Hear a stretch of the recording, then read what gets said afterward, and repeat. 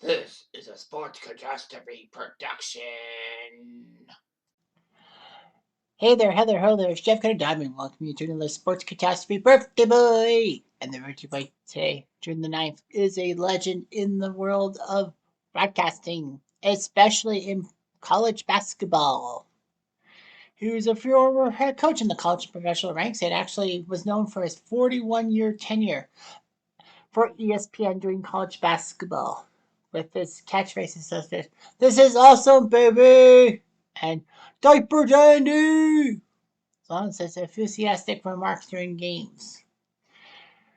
He's been in several films. He's written 14 books. He's a legend. He's 85 years old.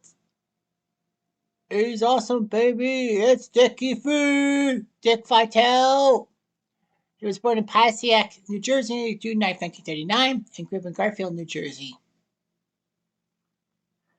His father was a clothing press operator. His mother was a seamstress.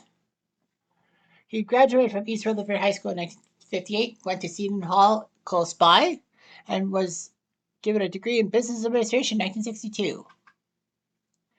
He later earned a master's degree in education from William Paterson University. Vitale would be a high school basketball coach for East Rutherford, his alma mater, from 1964 to 1971, leading them to 2 New Jersey state championships. Rutgers, the main university in New Jersey, said, "It's good. Let's give him a chance to be assistant coach." And then a couple of years later, the University of Detroit named him head coach in March of 1973. He got them to the 1977 NCAA tournament. They actually had a 21-game winning streak, which included defeating the eventual NCAA champion Marquette, in Marquette, of all places. So it was just amazing, all that. He became the university's athletic director after the 1977 season. But it didn't last long, as he would become head coach of the Pistons May 1st, 1978. He got a 3-year contract. But in his first season, he was 30-52. Vitale was actually hospitalized with stress-related stomach issues during his first season as Detroit head coach. In his second season, the Pistons owner Bill Davidson came to Vitale's house and said, we're making a change. The Pistons were 4-8, and he was fired.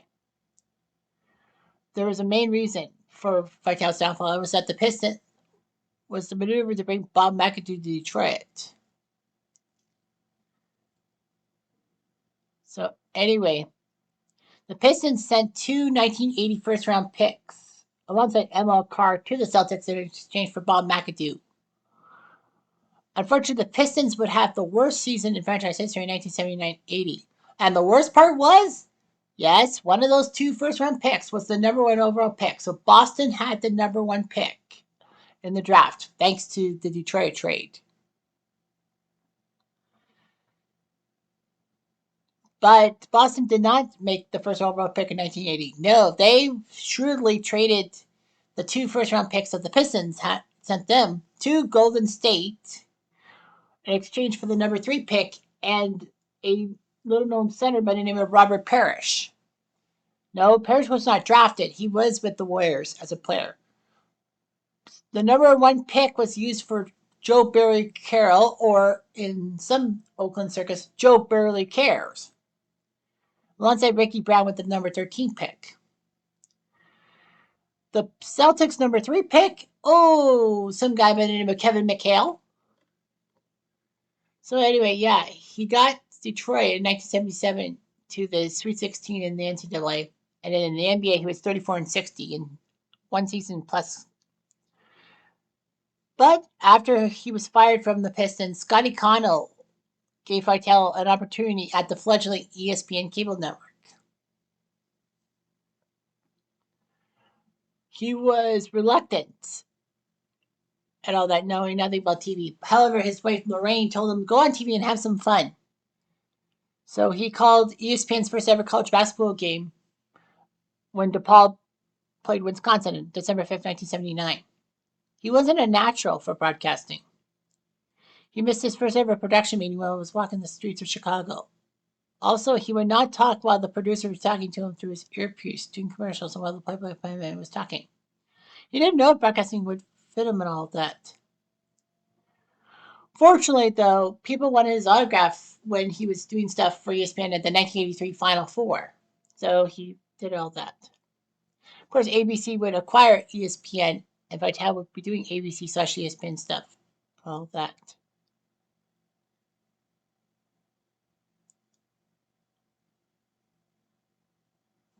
Yeah, anyway. Vitale would actually call a high school game between St. Vincent and St. Mary's Oak Hill.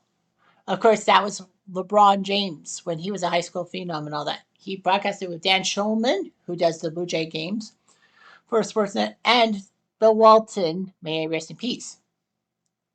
Vitale would be doing 40 games a year by 2005. And in a shocking move, ESPN did not allow Dick Vitale to cover the Duke North Carolina game in 2015. And he had covered every Duke NC game that ESPN had since the network started in 1979.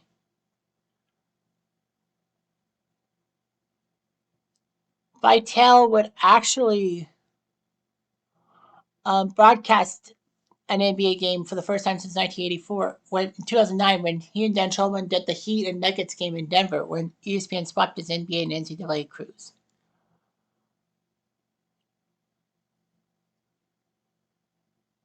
In January 2022, he wanted to rest his voice because he had planned vocal cord surgery. All that. Vitale's called a lot of games. He's primarily paired with Mike Patrick or Dan Schulman. So the postseason, he's an in-studio analyst because, the postseason is covered by TNT, TBS, CBS, and the others.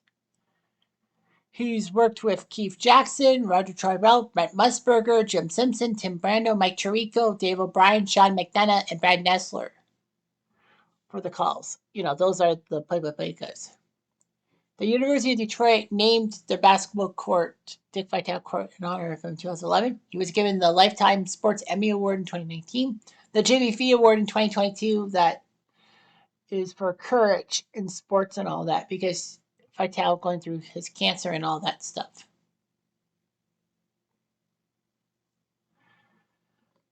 Dick Vitale actually lent his name, voice, and likeness to a college basketball video game for the Sega called Dick Vitale's College Hoops. And all that. Only released in the United States. So, anyway.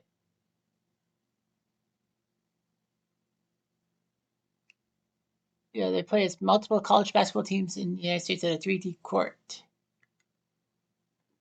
All that.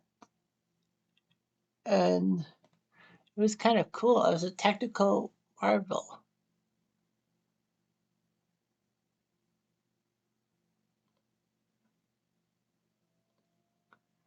He's known for his stuff and all that. That was kind of cool and all that. The rotating 3D court.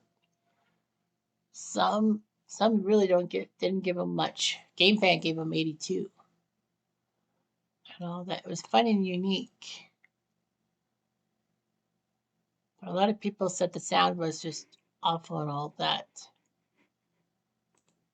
Well, anyway, Dick Vitale and Brad Nessler did the NCAA basketball series for a while on Vegas until its 2010 discontinuation because of the whole NIL thing. He's done product endorsements and all that. He was in the Naked Gun Files of Police Squad, sharing the credit broadcast with Kurt Gowdy, Jim Palmer, Dick Enberg, Mel Allen, Tim Carver, and even Joyce Brothers. He was actually in a Cosby Show episode called The Getaway, season 8, alongside fellow college basketball analyst and person with the letter Phi, Jim Falvano. So anyway, it was just amazing all that. He was in Love and Basketball. I remember watching that. But anyway, he married Lorraine McGrath in 1971, having 2 daughters, Terry and Sherry, and 5 grandchildren. He's a well-known fan of the Tampa Bay Buccaneers, Lightning, and Rays because he's lived in the Tampa area.